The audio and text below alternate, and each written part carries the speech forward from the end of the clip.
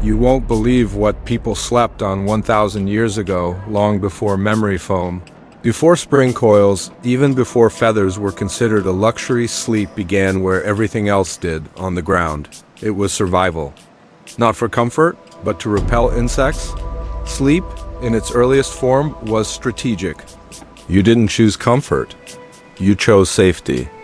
Early humans didn't tuck themselves in under cozy blankets. Hearths moved indoors, rooms took shape. And sleep, for the first time, was given a space of its own. Pillows? Rare? Sheets? Non-existent? Darkness? Perhaps not sleeping, but resting or feasting on raised platforms. The line between bed and lounge was blurred. In Greece and later Rome, that idea expanded. A roman could be born on a bed. Live on one, entertain guests from it, and die on it. Bedrooms weren't always private. Sleep wasn't always solitary. In fact, for most of human history, people didn't sleep alone. Families, servants, even animals often shared sleeping spaces. Privacy was a luxury that came much later, complete. In ancient Greece, dreams were divine messages. Temples to Asclepius, the god of healing, offered incubation, sleep, where the ill would sleep in sacred enclosures, hoping for visions that could guide treatment. We all drift into the dark and drafty nights of medieval Europe, where sleep was a communal, cautious act, and your bed was more dangerous than you'd imagine. In a world without painkillers or psychology, sleep was medicine, and dreams were diagnosis. No streetlights. The Roman wealthy might have straw-stuffed mattresses. Beds and the rituals around them will become more elaborate and more revealing of the societies that made them. From the sleeping arrangements of medieval peasants to the towering, canopied beds of Renaissance royalty, the bed is never just a place to rest. It's a mirror of class, of belief, of what we fear and what we long for. Sometimes with wool or feathers for the very rich.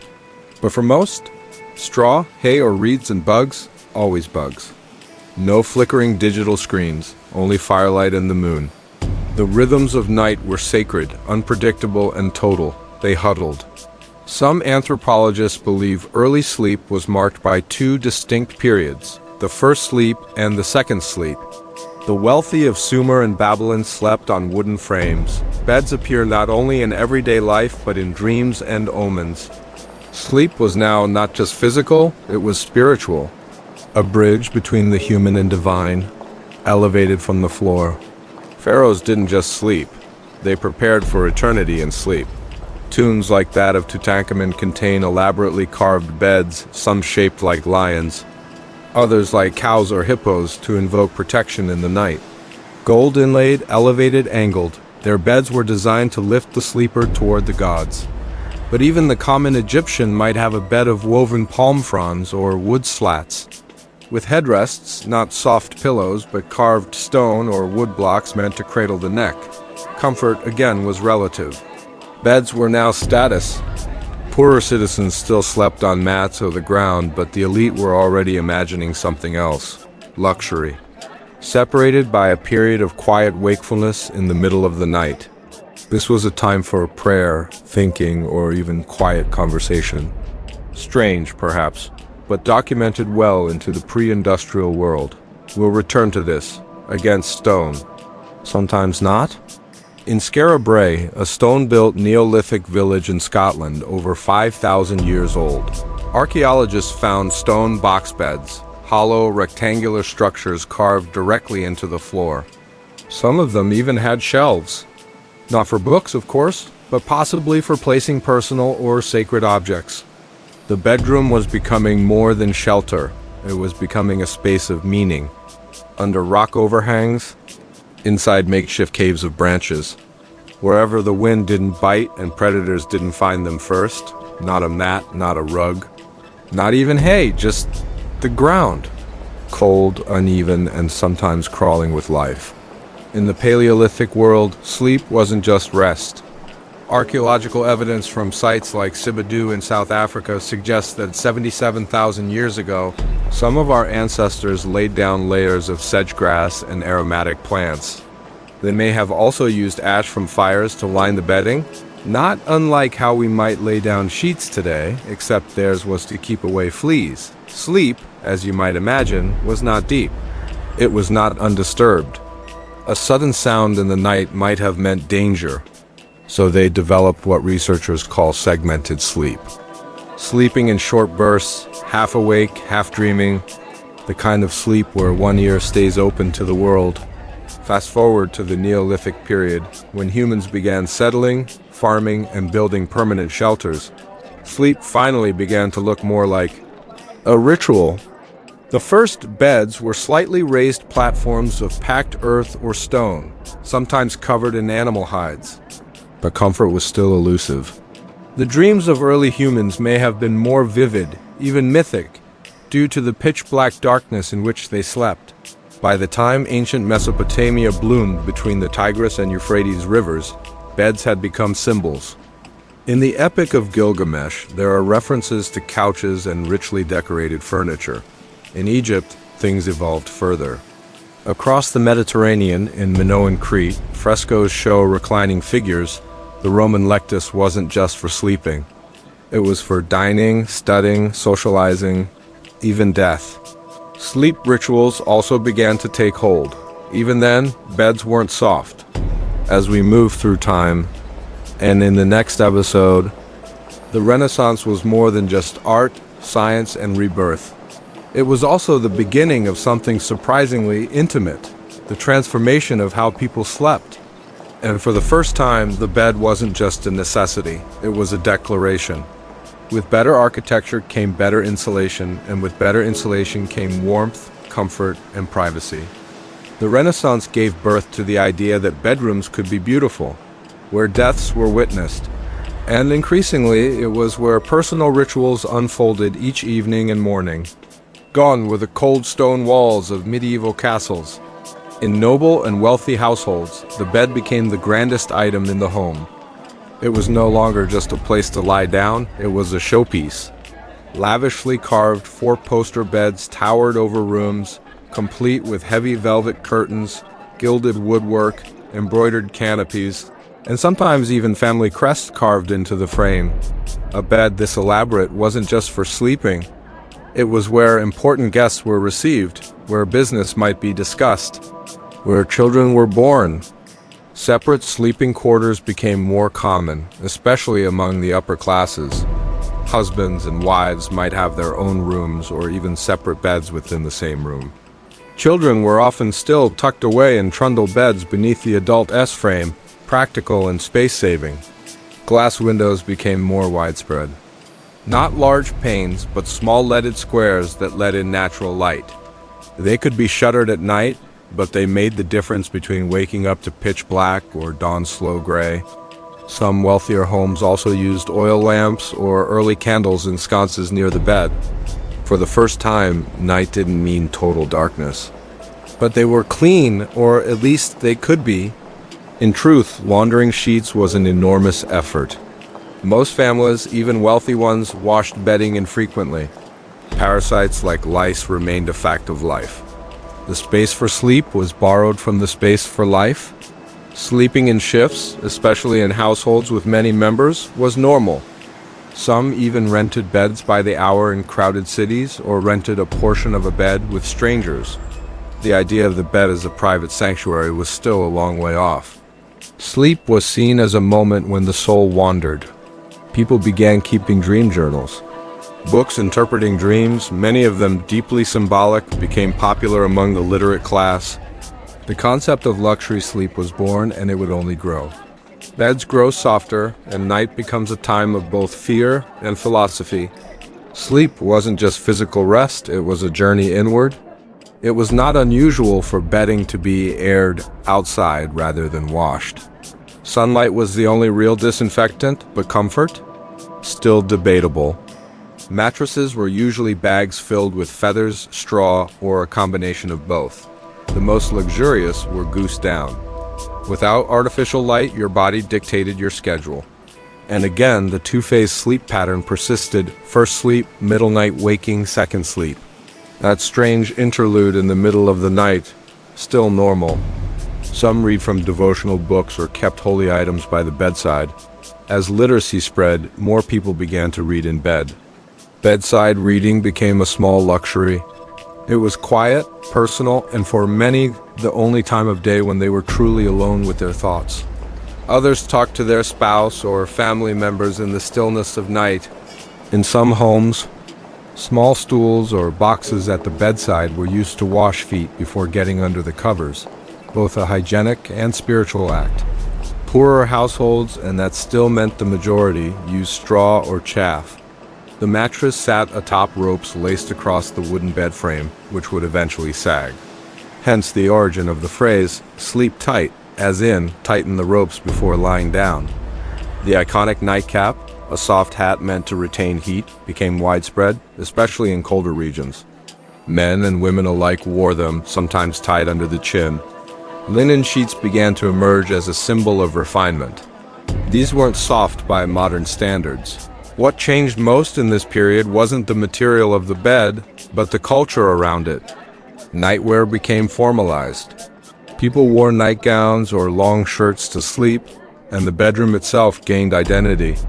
The Renaissance also reignited a fascination with dreams. Influenced by classical texts and the growing interest in human psychology, lighting changed everything. Still, for most of the population, sleep remained simple and seasonal. In rural villages and among urban workers, bedtime followed the sun. People rose at dawn and slept after dark. The idea of going to bed became more ritualized too. People prayed. The printing press, invented in the 15th century, also played a role. But this explosion of comfort and culture wasn't for everyone. Most of Europe still lived in cramped, cold homes. Beds were shared. Rooms were shared. And as trade expanded across continents, so did the materials in beds. Cotton, spices like lavender and clove for pillows, exotic woods for frames, all became more common among the elite. In the next part of this series, we'll enter the world of the Enlightenment, where science begins to study sleep. The year is 1100, the castle walls are damp. The wind howls through the cracks in the stone. And your bed, if you're lucky enough to have one, is barely more than a wooden frame stuffed with straw. Lice, fleas, and worse things than rats are common nighttime companions. Sleep in medieval Europe was no gentle retreat.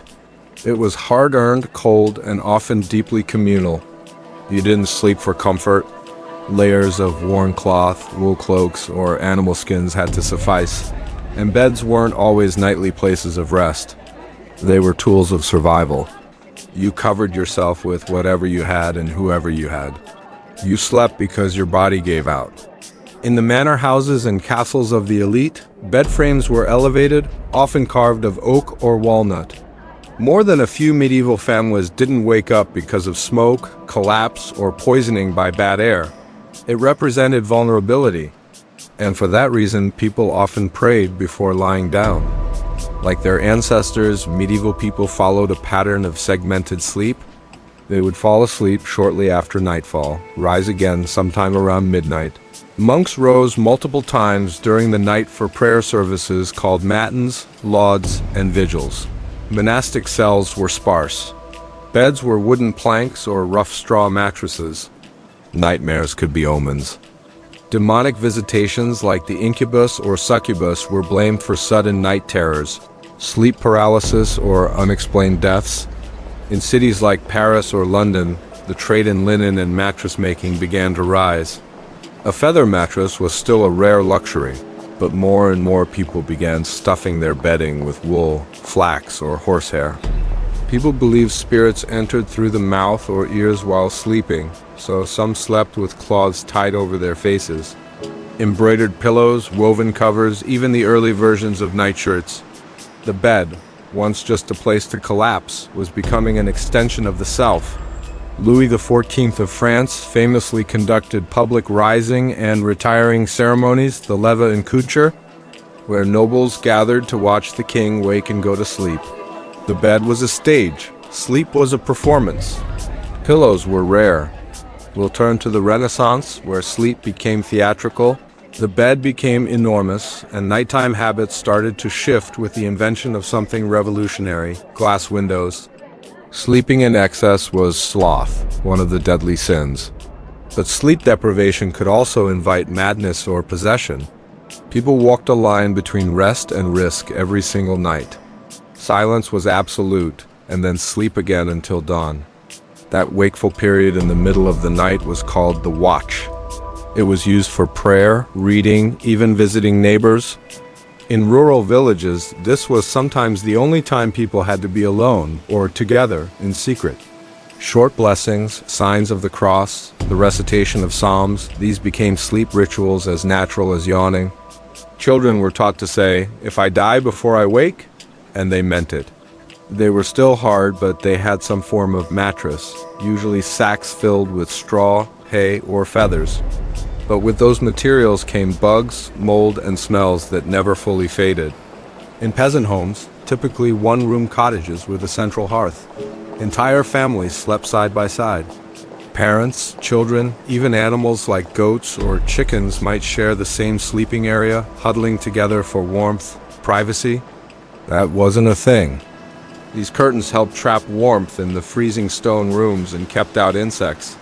Over time, they grew more elaborate, embroidered fabrics, silks, and religious symbols. Some canopies even had tester roofs, wooden tops to prevent things from falling onto the sleeper's face from the rafters above. Birds, bugs, even droppings. The Middle Ages were practical, modesty. In fact, beds were so valuable that they were passed down in wills. Some even came apart in sections for easy transport. When nobles traveled, they often brought their beds with them, not just the bedding, but the frame.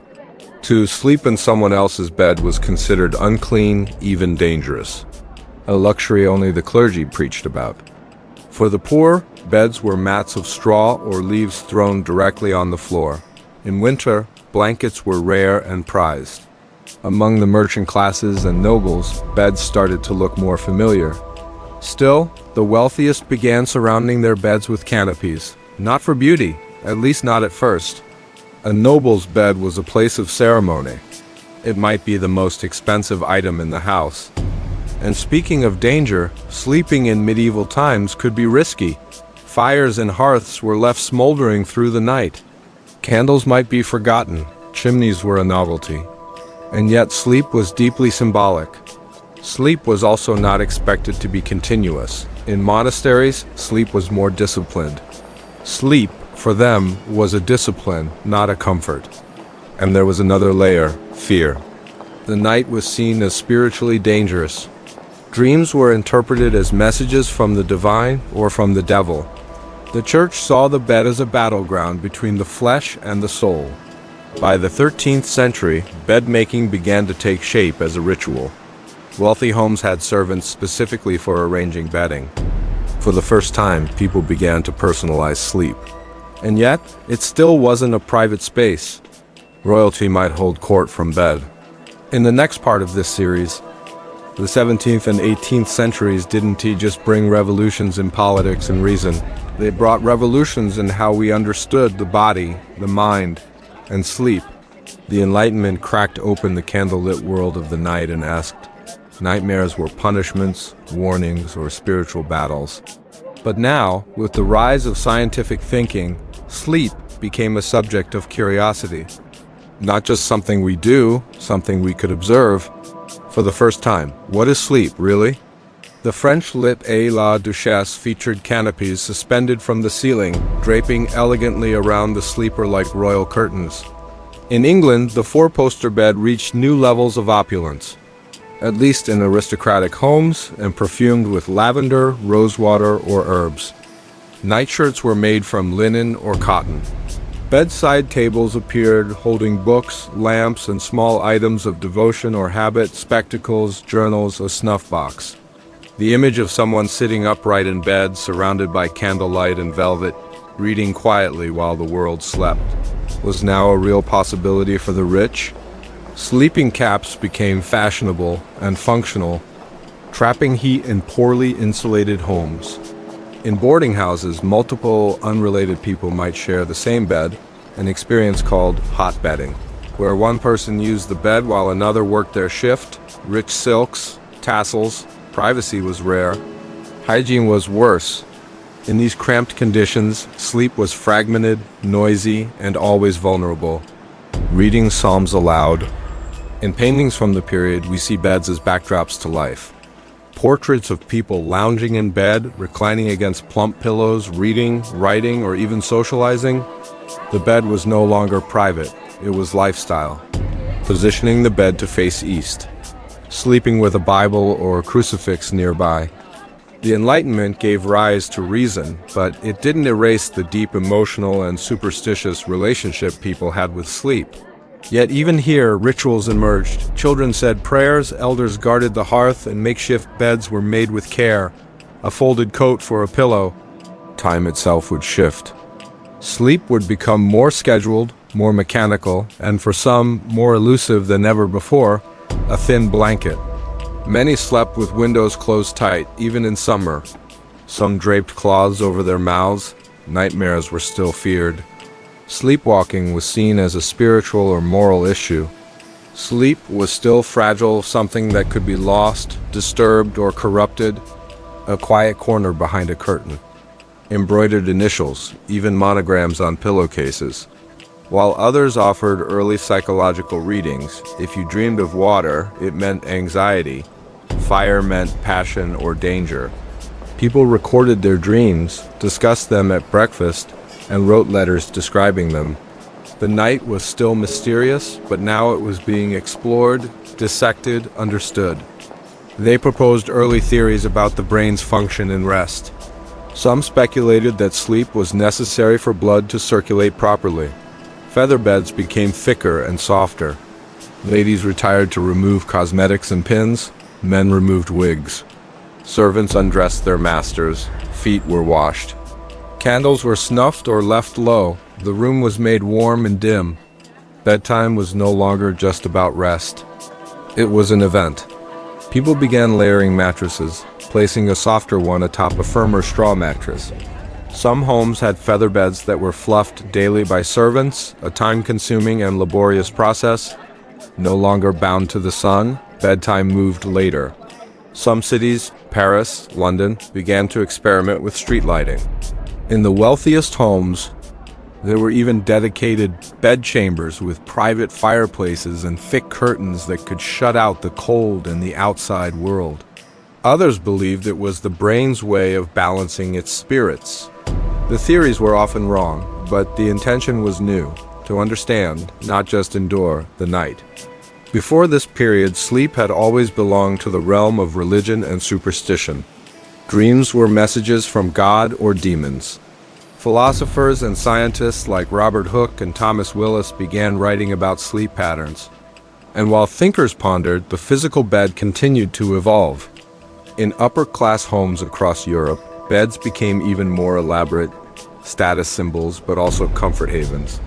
Mattresses were improving too. Sheets were changed more often, but the biggest change was light. The widespread use of candles and oil lamps meant people could extend their nights. Reading in bed, once rare, became a full-fledged ritual among the literate. For others, the story was different.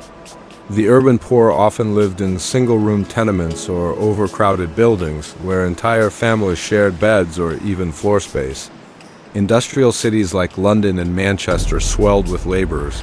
Meanwhile, dream interpretation changed too.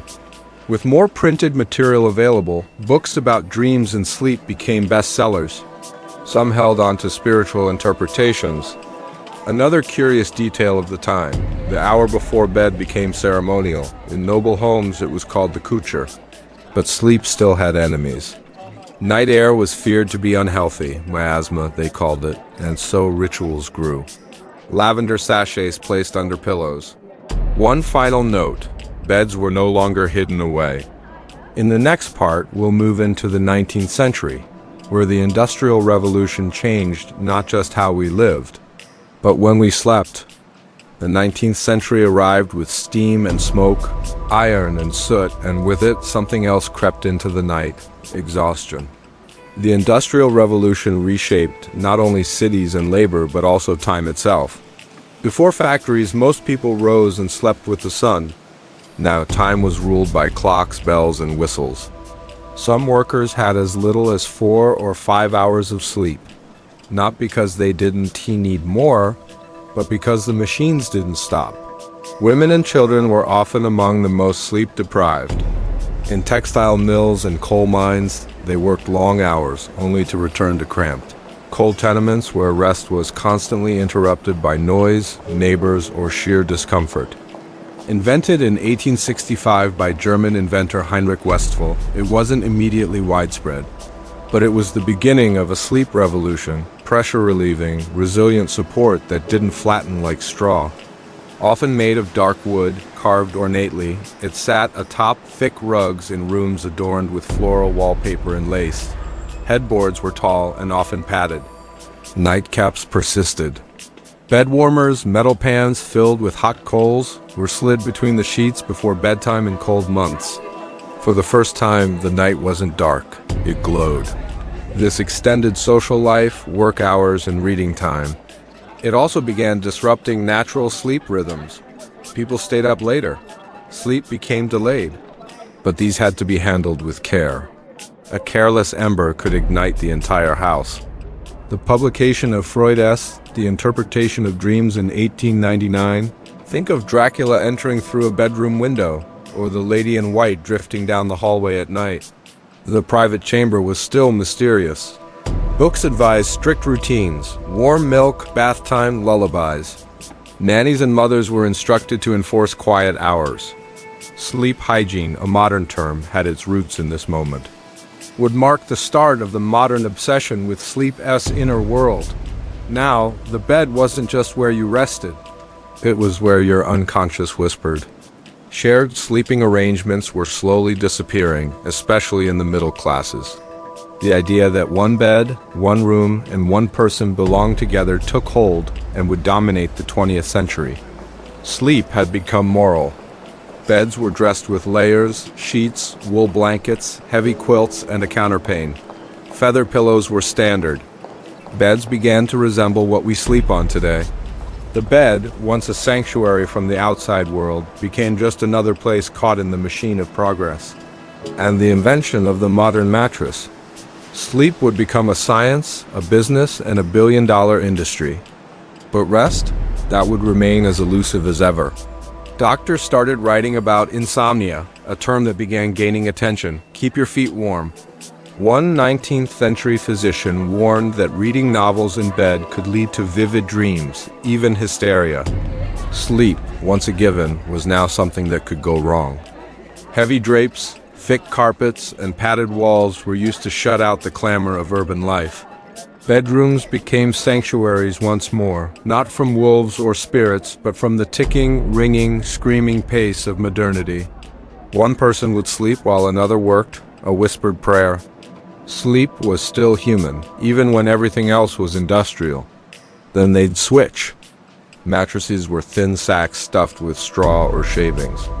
Some households didn't have beds at all, only makeshift pallets on wooden floors. For the working poor, sleep was no longer sacred. It was scheduled, rationed, and often stolen. Factory shifts could begin at 5 a.m. and end after dark.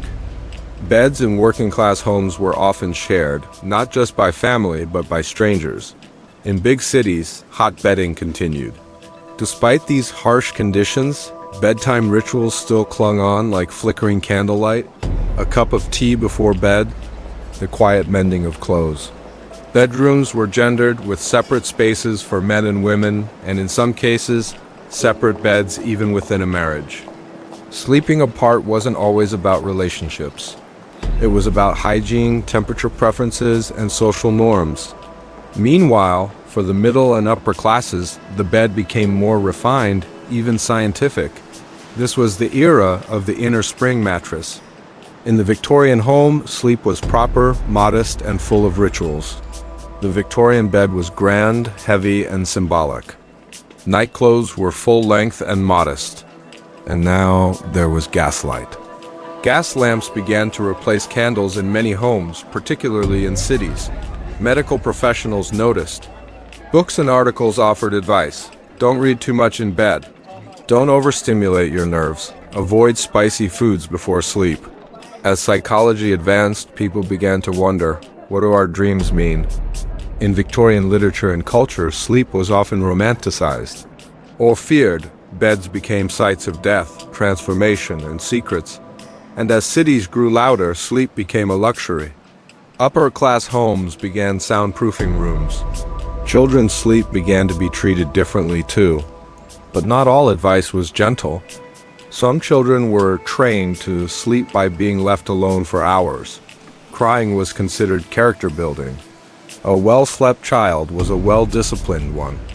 And finally, something deeply personal, the rise of the individual sleeper. Beds were becoming private. In the next part, we'll move into the 20th century, the century of electricity, war, insomnia. The 20th century roared in with wires, switches, and motors, and with them came a sleep revolution that no one fully expected. Suddenly, night wasn't night anymore.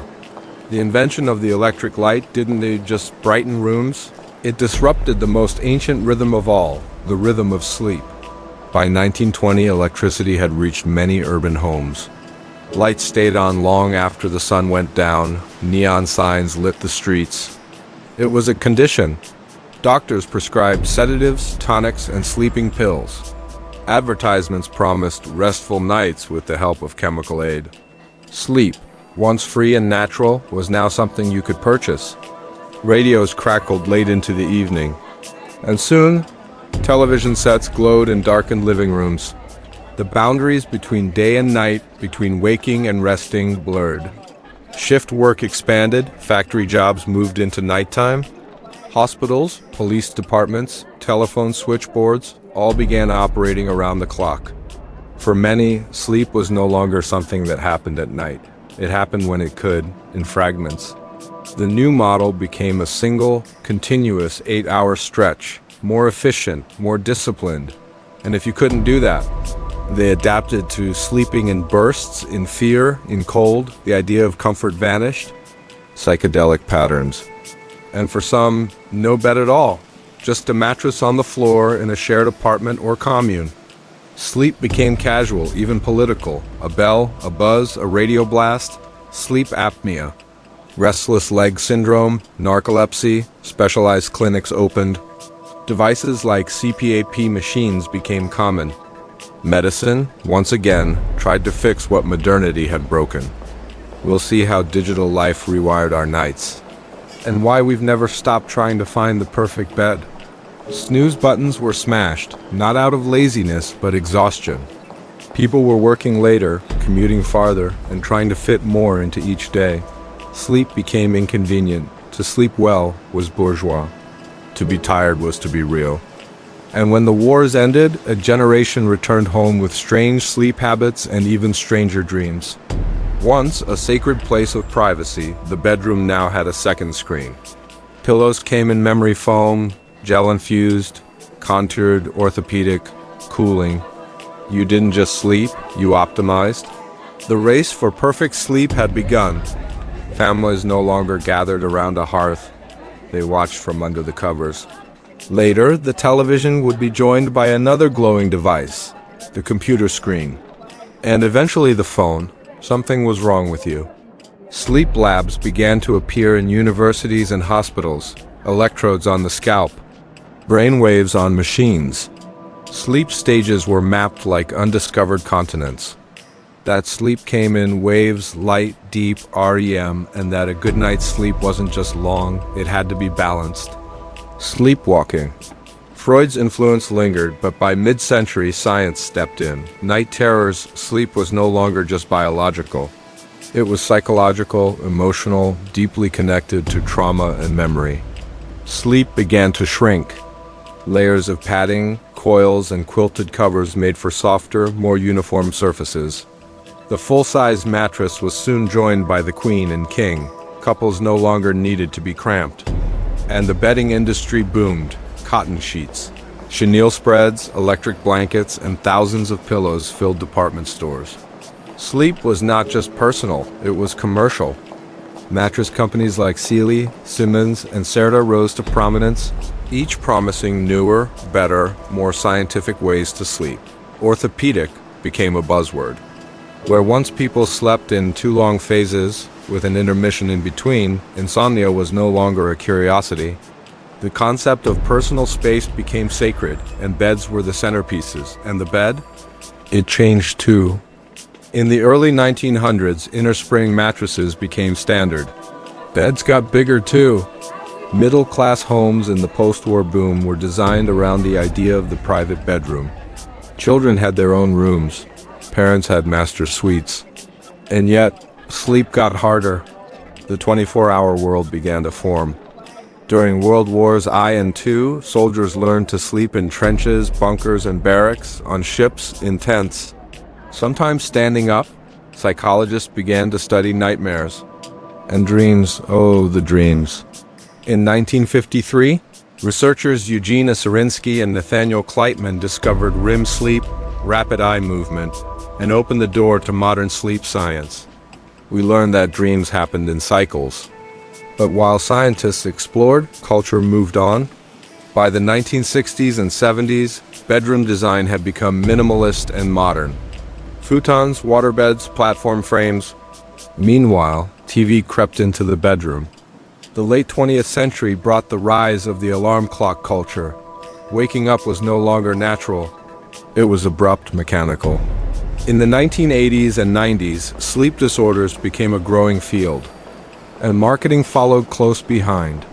Mattress ads promised the best sleep of your life. Hotels sold signature beds. But behind all the products and promises, the truth was simple. People were still tired, maybe more than ever. In the next part of this series, we'll enter the 21st century, where sleep is tracked, measured, commercialized, and constantly interrupted. The 20th century roared in with wires, switches, and motors, and with them came a sleep revolution that no one fully expected. Suddenly, night wasn't night anymore. The invention of the electric light didn't just brighten rooms, it disrupted the most ancient rhythm of all, the rhythm of sleep. With an intermission in between, the new model became a single, continuous 8-hour stretch, more efficient, more disciplined, and if you couldn't do that, something was wrong with you. By 1920, electricity had reached many urban homes. Lights stayed on long after the sun went down. Neon signs lit the streets. Radios crackled late into the evening. And soon, television sets glowed in darkened living rooms. The boundaries between day and night, between waking and resting, blurred. Sleep began to shrink. Shift work expanded. They adapted to sleeping in bursts, in fear, in cold. The idea of comfort vanished. And when the wars ended, a generation returned home with strange sleep habits and even stranger dreams. Factory jobs moved into nighttime. Hospitals, police, departments, telephone switchboards, all began operating around the clock. For many, sleep was no longer something that happened at night. It happened when it could, in fragments. Where once people slept in 2 long phases, insomnia was no longer a curiosity. A bell, a buzz, a radio blast. Sleep apnea, restless leg syndrome, narcolepsy. Specialized clinics opened. Devices like CPAP machines became common. Medicine, once again, tried to fix what modernity had broken. Snooze buttons were smashed, not out of laziness, but exhaustion. People were working later, commuting farther, and trying to fit more into each day. Sleep became inconvenient. Sleepwalking. Once a sacred place of privacy, the bedroom now had a second screen. Families no longer gathered around a hearth. They watched from under the covers. Pillows came in memory foam, gel-infused, contoured, orthopedic, cooling. You didn't just sleep, you optimized. The race for perfect sleep had begun. We'll see how digital life rewired our nights, and why we've never stopped trying to find the perfect bed. Later, the television would be joined by another glowing device, the computer screen, and eventually the phone. Night terrors. Sleep was no longer just biological. It was psychological, emotional, deeply connected to trauma and memory. Layers of padding, coils, and quilted covers made for softer, more uniform surfaces. Freud's influence lingered, but by mid-century, science stepped in. Sleep labs began to appear in universities and hospitals. Electrodes on the scalp, brainwaves on machines.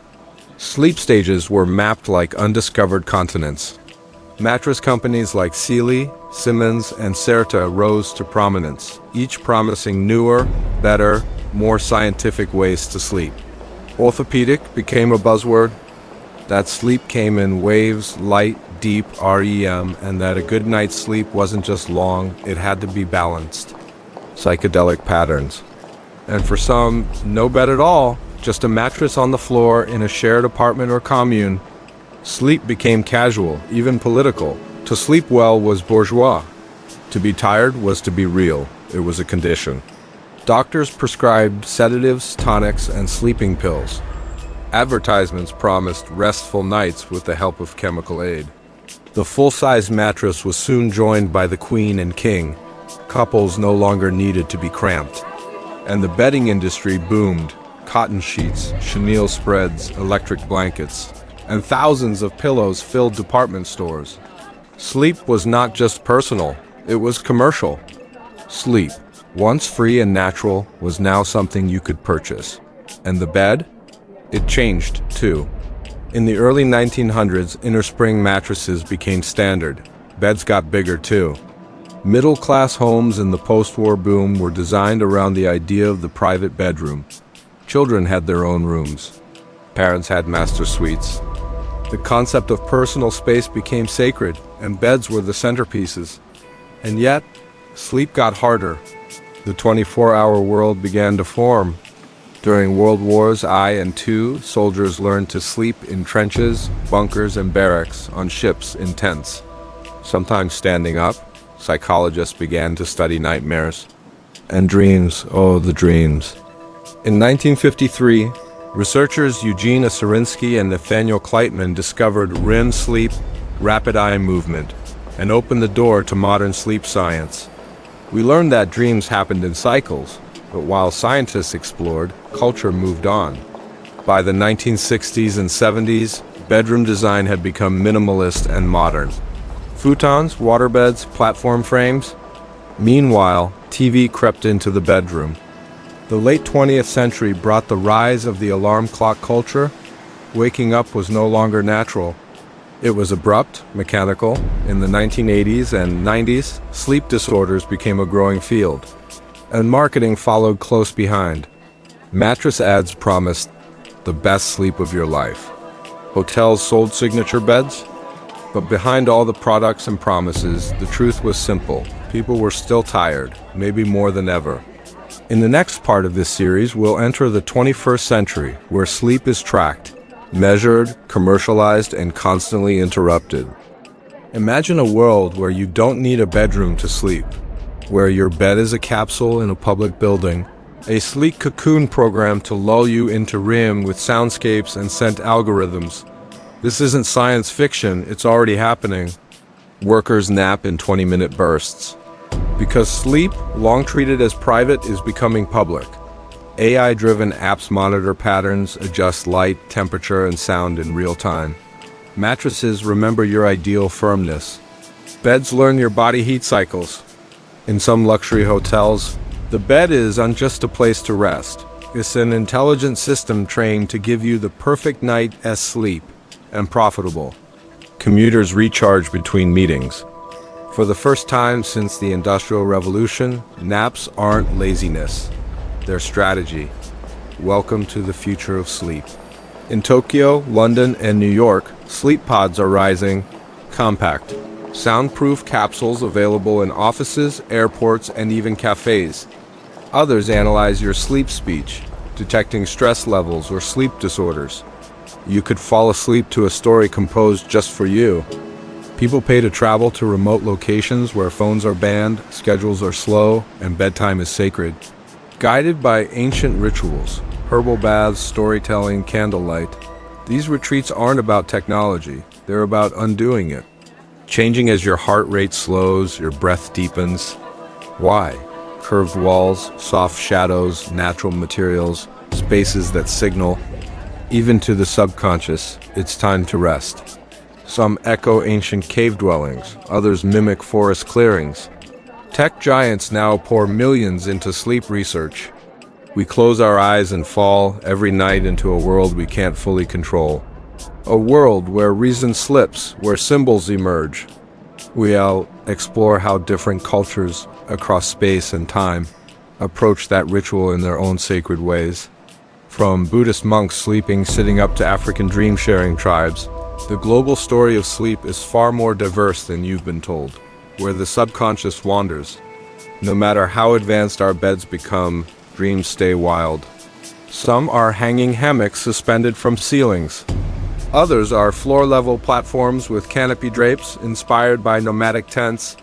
There's even a return to sleeping nests, padded alcoves that enclose the sleeper on all sides, triggering deep feelings of security. Trust that we're safe. Trust that we can let go. Even dreams are being studied. Neuroscientists are experimenting with targeted dream incubation, guiding dreams through audio cues played during certain sleep stages. It sounds like magic, but it's rooted in real brain science. Early tests show it can reinforce learning, reduce anxiety, even inspire creativity. What once was a mystery, dreams, is now becoming a tool. And then there's AI. Insomnia rates are rising. Sleep medication use is up. Anxiety, overstimulation, and overwork still plague the modern mind. In a hyper-connected world, detaching, truly surrendering to sleep may be the hardest task of all. Some sleep apps now generate real-time sleep stories tailored to your biometric data. But with all this tech, a question lingers: are we sleeping better or just tracking it harder? The truth is complicated. While modern mattresses are more advanced than ever, and for some, the solution is going backward.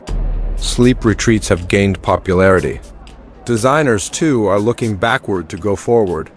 Architects reimagine bedrooms not as sterile rectangles with white walls, but as immersive, calming environments. And beds, sleep is no longer one-size-fits-all. It's personal.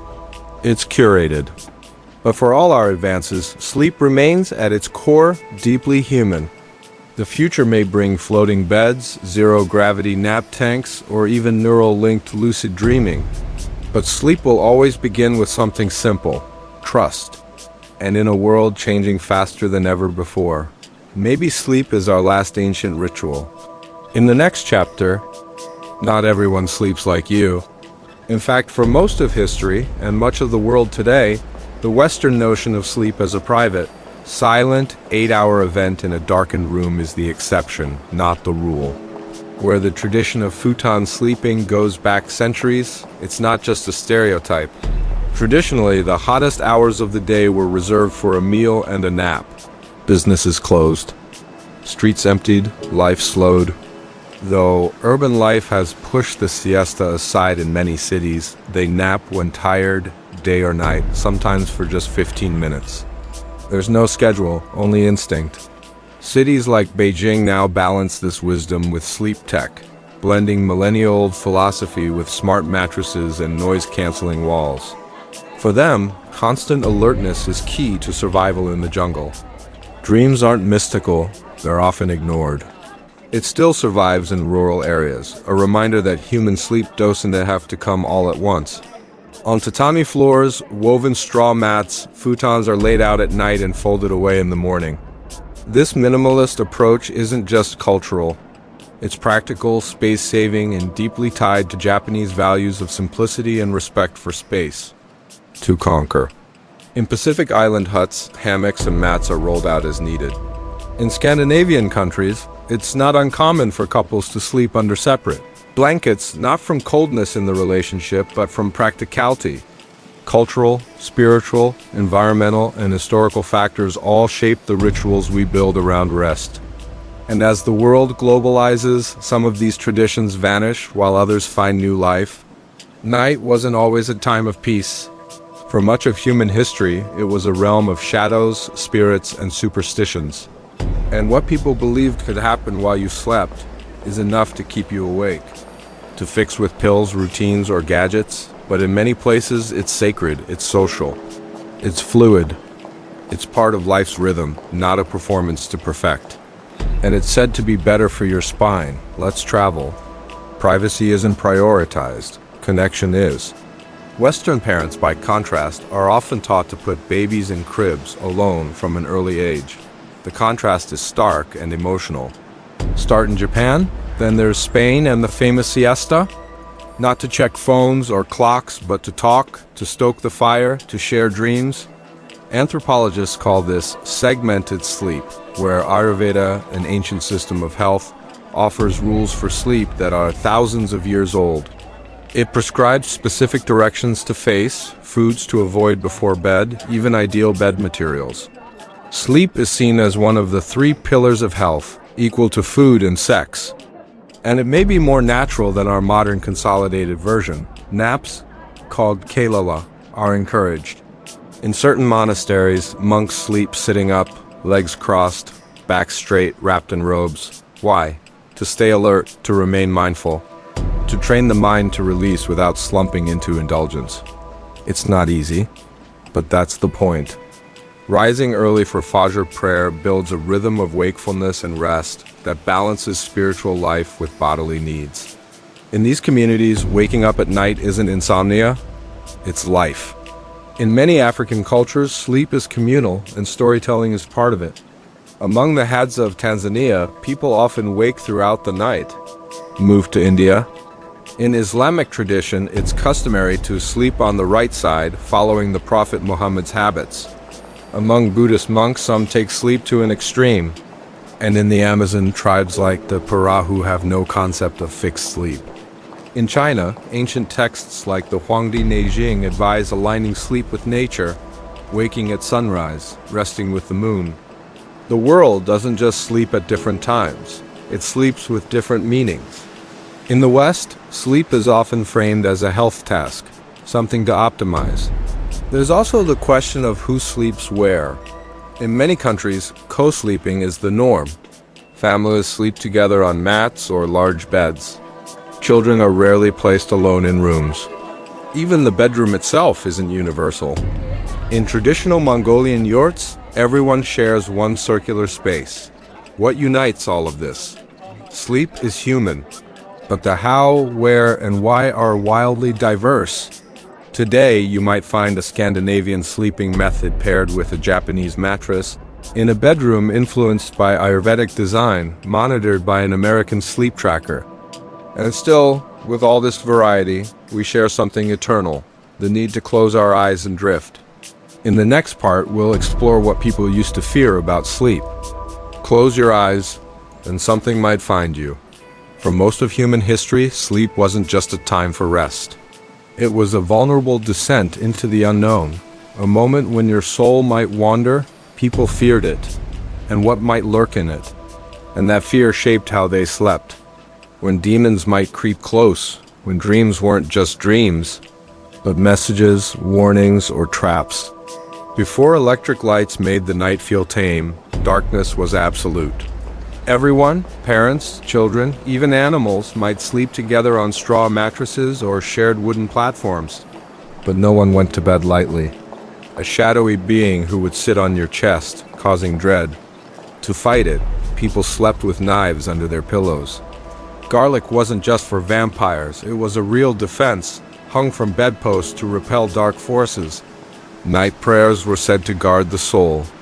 Pilgrims would sleep in sacred temples, awaiting dreams that offered medical or spiritual guidance.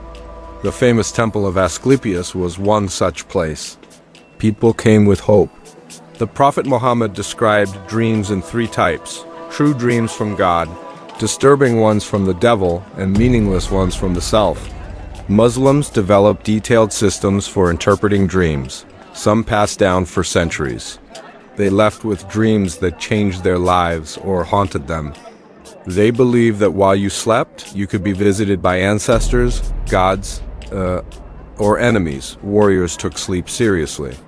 Some would drink specific herbal brews before bed, hoping to provoke visions or gain strength from dream battles fought in the night. Crosses were placed above beds. If someone woke you too quickly, your soul might not return.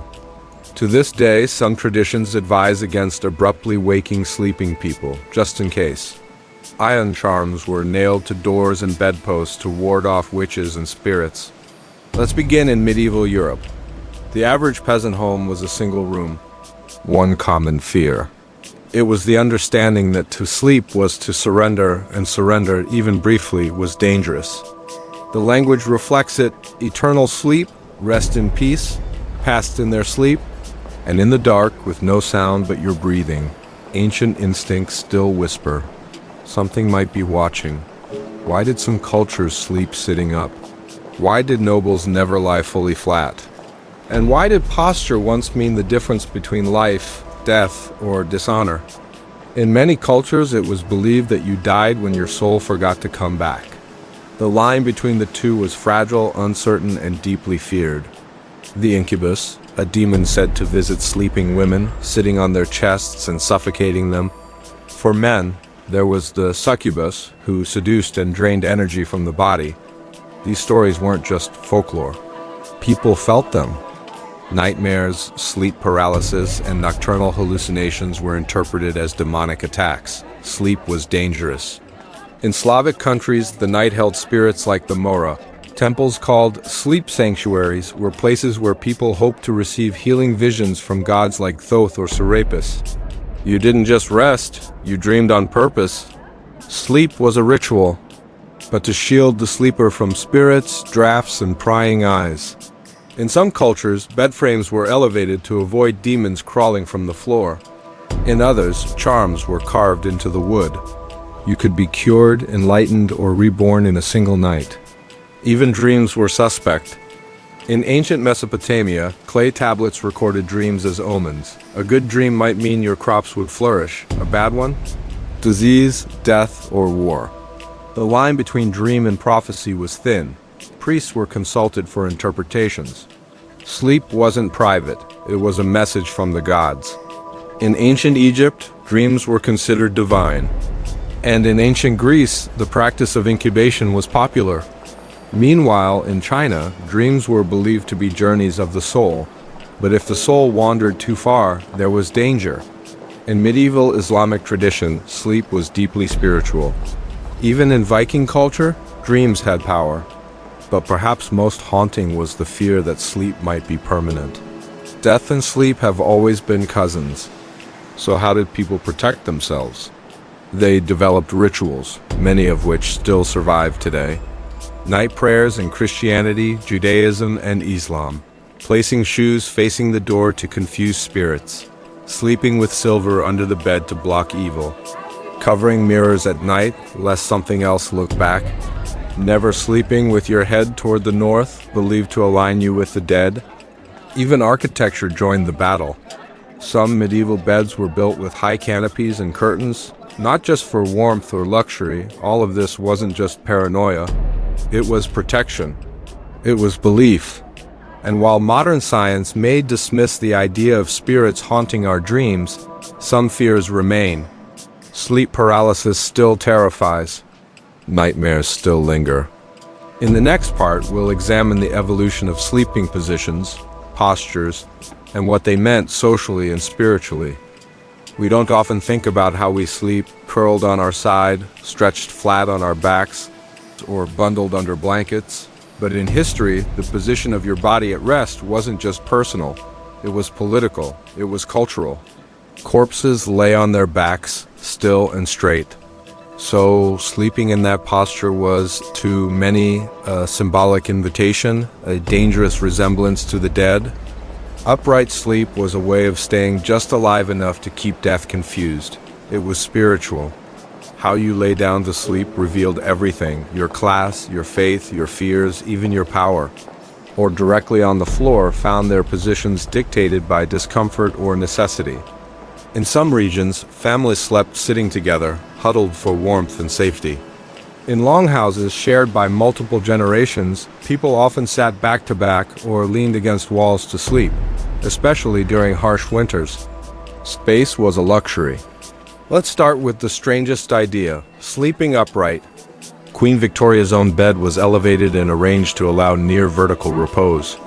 It projected power, control, and discipline, even in sleep. Sleeping face down was often discouraged, seen as shameful or spiritually vulnerable. Yes, for centuries, many people, especially in Europe, chose not to lie flat. To sleep facing north was linked with death. That was the direction corpses were laid for burial. In some tribes, sleeping in a circle was seen as protective, the body, like the camp, arranged to face outward. Others slept in elevated hammocks, not just to avoid insects, but as a symbolic connection to the sky and dreams. The king's morning and evening rituals, known as the leva and kuchar, involved nobles gathering to watch him wake or go to bed. Why? To avoid indulgence, to stay alert for prayer, and to remind themselves of humility before God. In some orders, beds were forbidden entirely. These rituals weren't about comfort, they were about control. Even sleep was part of the royal performance. It was identity. Adjust our pillows and scroll through our phones until sleep arrives. But once upon a time, posture meant power. Sleeping flat meant flirting with death. And the way you arranged your limbs said more about you than your waking words. It was ritual. It was how you presented yourself, even in your most defenseless state. Often slept on the ground in armor. They believed comfort bred weakness. We explore the rise of sleep accessories, from bolsters and body pillows to dream catchers and eye masks.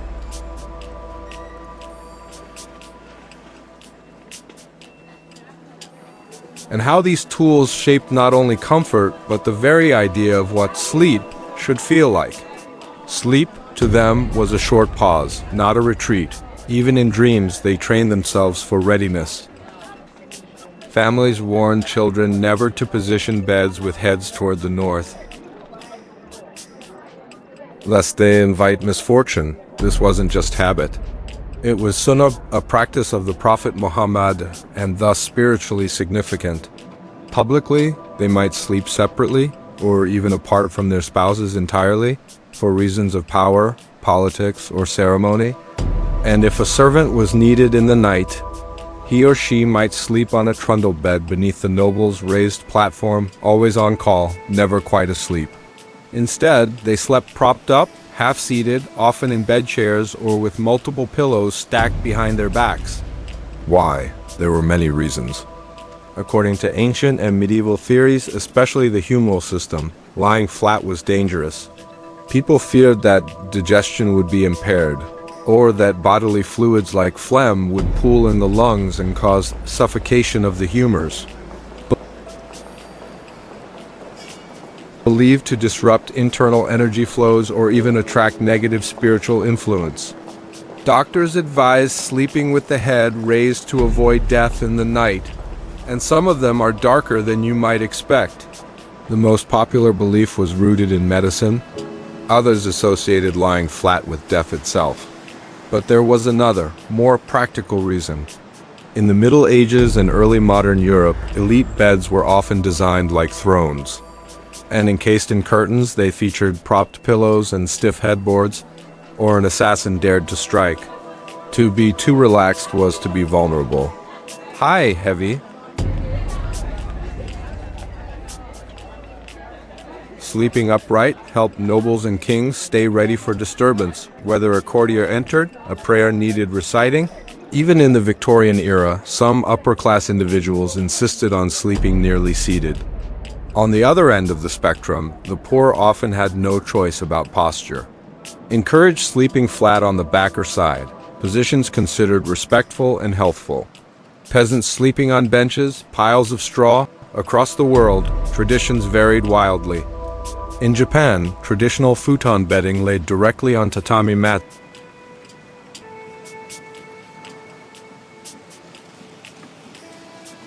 In China, posture was symbolic. Meanwhile, indigenous cultures in the Americas often had unique sleep customs based on spiritual or environmental beliefs. And in Islamic tradition, it was and remains customary to sleep on the right side, facing the Qibla. The idea that sleep posture affects the soul is surprisingly widespread. In India, Ayurvedic teaching suggests that sleeping on the left side promotes better health and digestion. But again, sleeping on the back or stomach is discouraged, and then there's the symbolism of who sleeps where and how. In many royal courts, kings and queens didn't always share a bed. During the French court at Versailles, and let's not forget the sleeping arrangements of warriors and monks. In medieval monasteries, monks slept fully clothed, upright or rigid, on straw mats or wooden boards. Spartan soldiers, legendary for their discipline. So, what does all this tell us? That sleep wasn't just rest. Today, we casually collapse onto memory foam mattresses in the next part. Today, we take it for granted. The pillows we hug, the masks we wear, the weighted blankets that promise peace. But for most of human history, sleep didn't come easily, and people all around the world developed peculiar tools, strange customs, and sacred objects just to find their way into dreams. These weren't just for comfort. In fact, they were made of stone, wood, or ceramic. They believed sleep was a vulnerable, liminal space between the world of the living and the dead. The purpose? According to Taoist tradition, dreams were more vivid when the head was supported on firm ground. Softness dulled the spirit's journey. You needed magic to protect you while you wandered through dreams. In ancient Mesopotamia and Egypt, a headrest was often a carved half-moon of stone.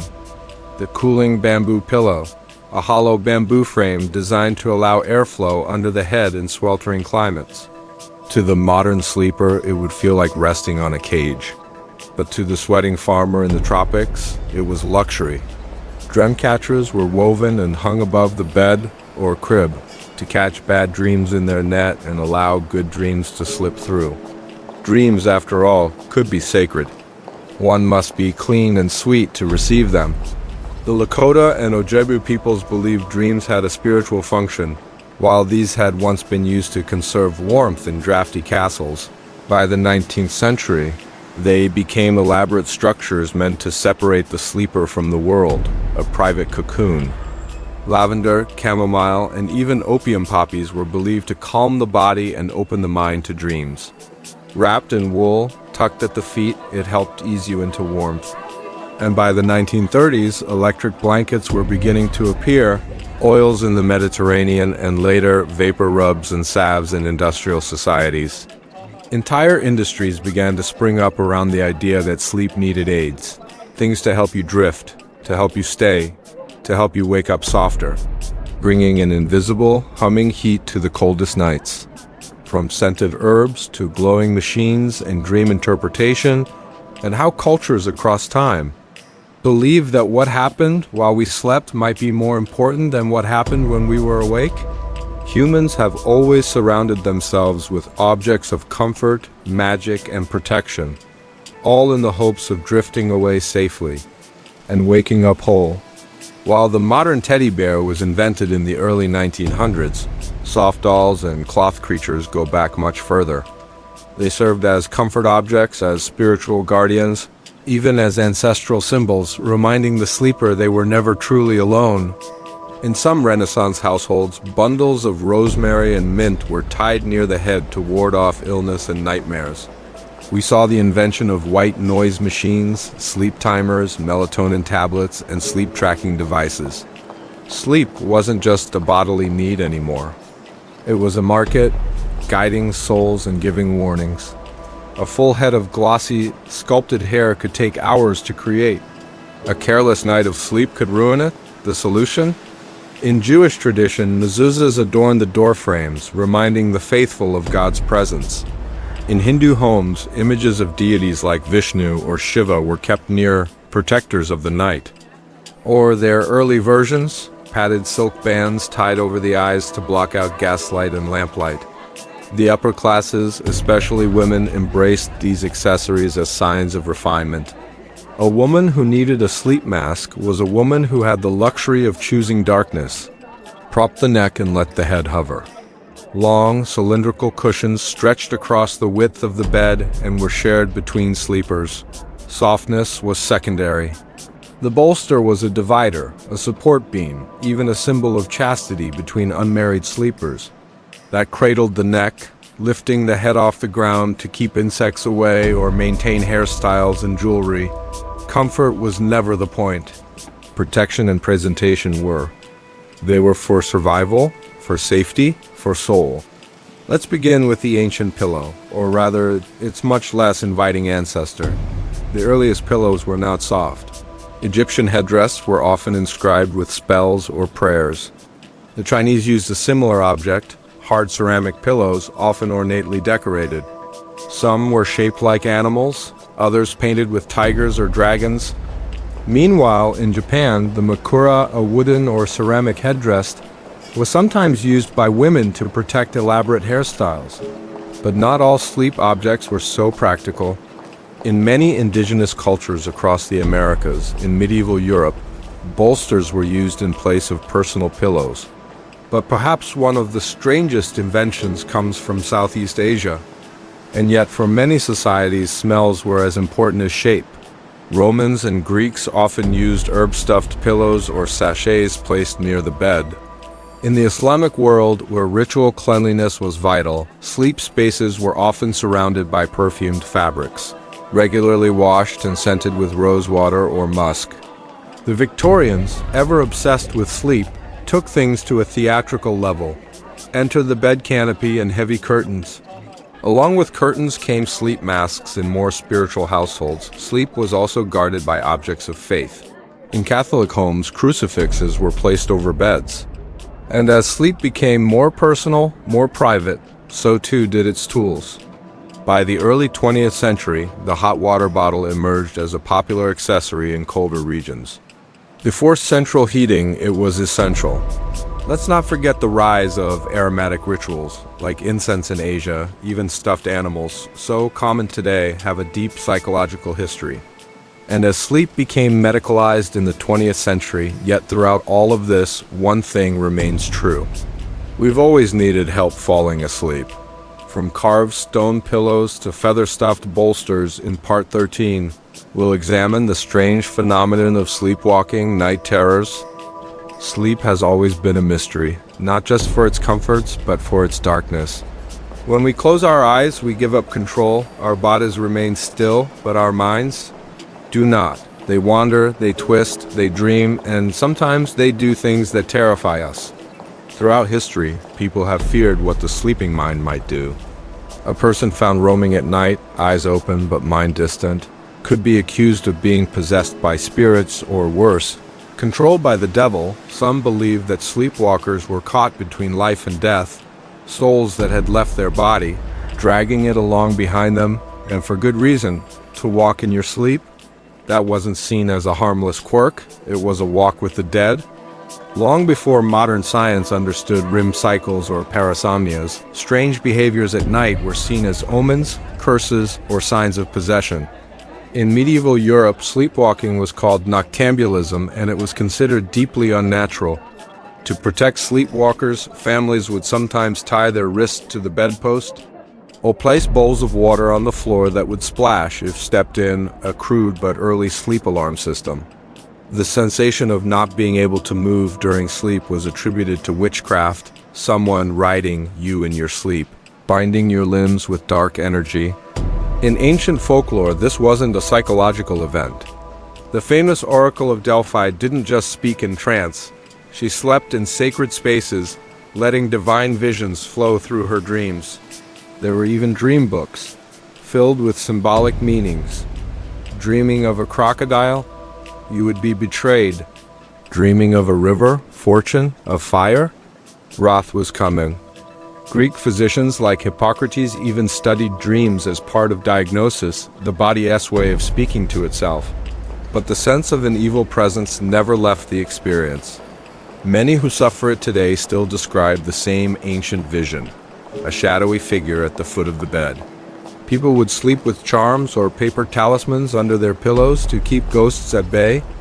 It was something far worse. But perhaps even more frightening were night terrors, episodes of screaming, thrashing, or bolting upright in bed with a look of pure horror. And capitalism changed everything we thought we knew about when and how to sleep. A place where our deepest fears, our hidden memories, and our secret selves all rise up, unfiltered. A terrifying one may be a whisper from Shaitan. It's recommended to recite verses of the Quran before sleep, especially Ayat al-Kursi, for spiritual protection.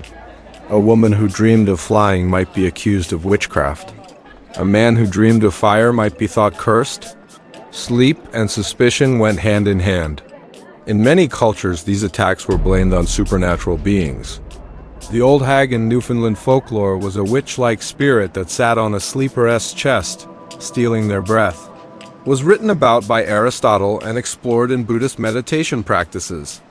Tibetan monks practiced dream yoga, a spiritual discipline that taught awareness even in sleep. The idea? If you can master dreams, you can master life, and even death. In Scandinavia, the Mara, a ghost or demon, was said to ride sleeping victims like horses, suffocating them slowly. In Hindu philosophy, sleep is one of the four states of consciousness, and dreams are connected to past karma and future insight. Certain temples even welcome devotees to sleep overnight, hoping for divine guidance in their dreams. The word nightmare actually comes from this, mare being the demon, night being the time she struck. These beliefs were so common that beds in certain regions were built with protective carvings, runes, crosses, or symbols etched into the frame to ward off evil during the night. In Japan, the kanashibari experience, a form of sleep paralysis, was believed to be caused by spirits pinning you down. And in parts of Africa and the Caribbean, but sleep didn't only open the door to terrors. For many, it was a gateway to prophecy. In ancient Greece, dreams were messages from the gods. In ancient Egypt, dream interpretation was a formal profession. The Bible, too, is full of dream prophecy, Joseph interpreting Pharaoh's dreams, predicting famine and salvation. In Islamic traditions, dreams have long been respected as glimpses of the unseen world. A good dream is a gift from Allah. In India, dreams were also layered with significance. Meanwhile, in Europe's Middle Ages, dreams were feared, especially if they were vivid or recurring. But not all nighttime behaviors were feared, some were embraced as gifts. Lucid dreaming, the ability to control one's actions in a dream. In the 19th century, sleep behaviors began to be studied more scientifically, but superstition didn't go away. Somnambulism was given a name, but still misunderstood. Sleep paralysis became a neurological phenomenon. Today, we know more about sleepwalking, terrors, and dreams than ever before, but we still fear them. Why? Because in the end, sleep takes us to a place where logic doesn't work. And when something goes wrong in that darkness, it feels more than medical. It feels cursed. In Part 14, we'll explore the modern transformation of sleep. How the Industrial Revolution, artificial lighting. What if the biggest sleep disruption wasn't a demon or a dream, but a ticking clock? If you think you're sleeping less than your ancestors, you're right, but the reason might surprise you. It's not just stress, screens, or the coffee you had at 8 p.m. The true enemy of sleep isn't just inside your bedroom. It's built into the entire modern world. Before the 18th century, most people followed the rhythm of the sun. When it set, their day ended. Candles, oil lamps, and hearth fires gave only limited light. So bedtime came early, often not long after dusk. But here's what most people don't realize. Sleep back then didn't happen in one long block like we expect today. The first sleep began shortly after dark, lasting about 4 hours. Then came a period of quiet wakefulness, about 1 to 2 hours, followed by a second sleep until dawn. Have you ever woken up at 2 or 3 a.m., fully alert, for no reason? That's not insomnia. That's your body remembering an ancient pattern. In pre-industrial societies, people commonly slept in two distinct phases. In some cultures, it was a common time for intimacy. In others, it was when people wrote down dreams or reflected on them in silence. This middle time was used for praying, thinking, even visiting neighbors or talking with family. The two-part sleep, or segmented sleep, was natural. And it's still hardwired into us, but the world changed. And sleep, once a sacred ritual, became something to be fit in between obligations. The idea that sleep should be optimized, scheduled, shortened, even skipped. With the spread of factories came standardized work hours, early shifts, and long days. That number hovers closer to 6.5 and falling. A mechanical device that tells you when to stop dreaming, whether your body is ready or not. Sleep was no longer just personal. It had to conform to the ticking of the clock. The Industrial Revolution appended the natural rhythms of day and night. Night became just an extension of day, a time for entertainment, work, or socializing. Silence, once a natural part of night, became a luxury. Sleep is a criminal waste of time, he once said, a heritage from our cave days. And then came something even more powerful, the light bulb. Standard sizes like twin, full, queen, and king were invented to fit urban furniture and retail shelves. Mass production took over. When Thomas Edison popularized electric light in the late 19th century, he didn't just brighten homes. He erased the night. No longer bound by firelight, people stayed awake longer. Bedtime shifted later and later, then pills to stay awake. No more dreams scribbled in the dark, shared in hushed voices. Night and day blurred. Edison himself reportedly believed sleep was a waste of time. In parts of Spain and Latin America, siestas remain part of the daily rhythm. And new science is now proving what ancient cultures always knew. Sleep is not a luxury. It's a foundation. In rooms lit by LED alarms and buzzing routers, maybe we should ask ourselves. His invention spread that philosophy worldwide. Suddenly, sleep was no longer a human function. It was a medical problem to solve. Stone, urban environments were bathed in artificial glow. Streets never darkened. Stores stayed open late. Then came the 20th century, and with it the rise of sleep efficiency. When we finally learned how to rest again? In 1942, people in the US averaged over 7.9 hours of sleep a night. LL conclude our journey through 10,000 years of sleep and explore the future of sleeping. AI-powered beds, lucid dreaming headsets, sleep pods, and the return of ancient wisdom in a digital world. By 2025, the invention of the alarm clock only made it worse. And as cities grew and technology advanced, nighttime didn't just get brighter, it got louder. Traffic, airplanes, sirens, 24-hour everything, beds changed too. By the early 20th century, metal spring mattresses became widespread. No more hay or straw or feather beds. Now, beds had coils, foam, and eventually memory foam, water chambers, and cooling gel. But while beds got fancier, sleep didn't get deeper. In fact, it got more fragile. Enter the age of sleep disorders, insomnia, sleep apnea, restless legs, narcolepsy. Clinics, machines, medications. People sought pills to fall asleep. And perhaps most profoundly, our sleep rituals disappeared. No more prayers whispered in candlelight. No more storytelling by the hearth. Instead, many of us now fall asleep to glowing screens, bombarded by blue light, scrolling, watching, waiting for sleep to take us like a thief. But sleep doesn't like to be chased. It likes to be welcomed, and we've forgotten how to welcome it. Still, in some corners of the world, the old ways survive. In remote villages, segmented sleep still occurs naturally. It cleans the brain, heals the body, and organizes the mind. Without it, we become less human. So, as we lie on our modern memory foam, have we really evolved in how we sleep? Or have we abandoned something ancient, something sacred? In part 15, what lies ahead? If you think you're sleeping less than your ancestors, you're right. But the reason might surprise you. It's not just stress, screens, or the coffee you had at 8 p.m. The true enemy of sleep isn't just inside your bedroom.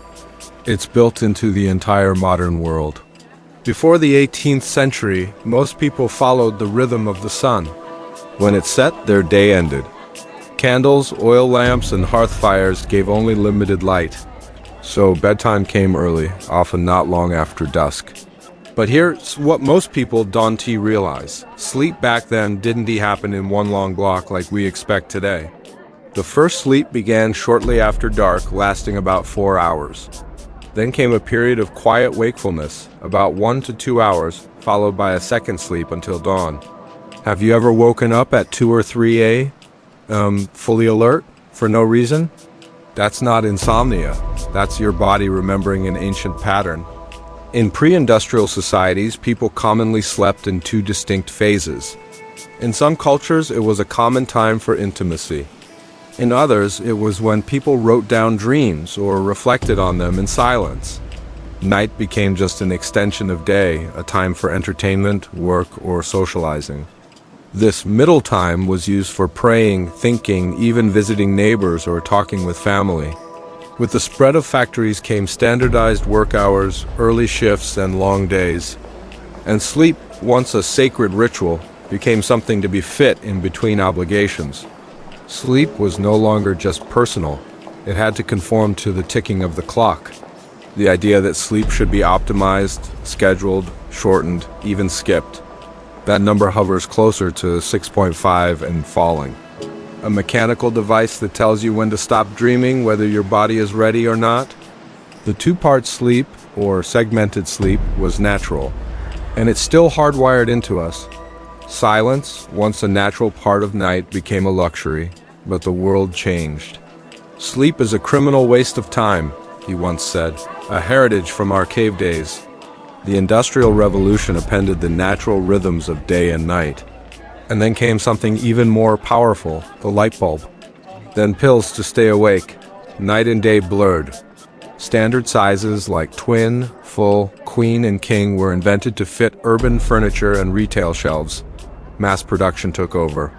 When Thomas Edison popularized electric light in the late 19th century, he didn't just brighten homes. He erased the night. Suddenly, sleep was no longer a human function. It was a medical problem to solve. No longer bound by firelight, people stayed awake longer. Bedtimes shifted later and later. Edison himself reportedly believed sleep was a waste of time.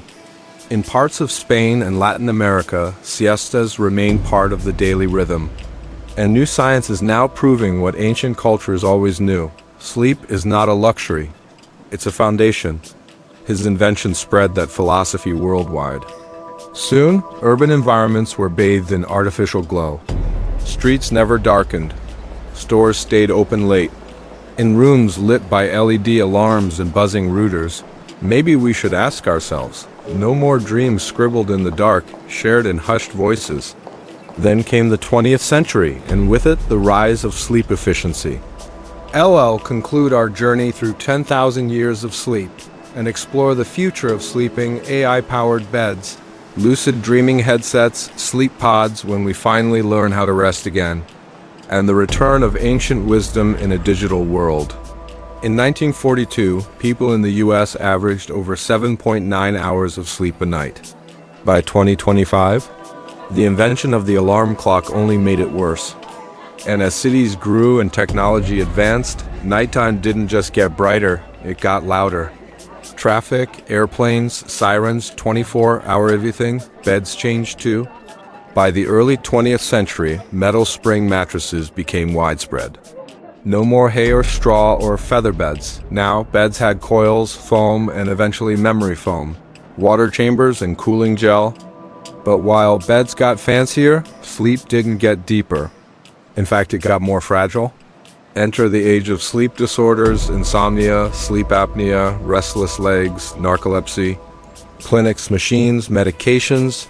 People sought pills to fall asleep. And perhaps most profoundly, our sleep rituals disappeared. No more prayers whispered in candlelight. No more storytelling by the hearth. Instead, many of us now fall asleep to glowing screens, bombarded by blue light, scrolling, watching, waiting for sleep to take us like a thief. But sleep doesn't like to be chased. It likes to be welcomed, and we've forgotten how to welcome it. Still, in some corners of the world, the old ways survive. In remote villages, segmented sleep still occurs naturally. It cleans the brain, heals the body, and organizes the mind. Without it, we become less human. So, as we lie on our modern memory foam, have we really evolved in how we sleep? Or have we abandoned something ancient, something sacred? In part 15, What Lies Ahead,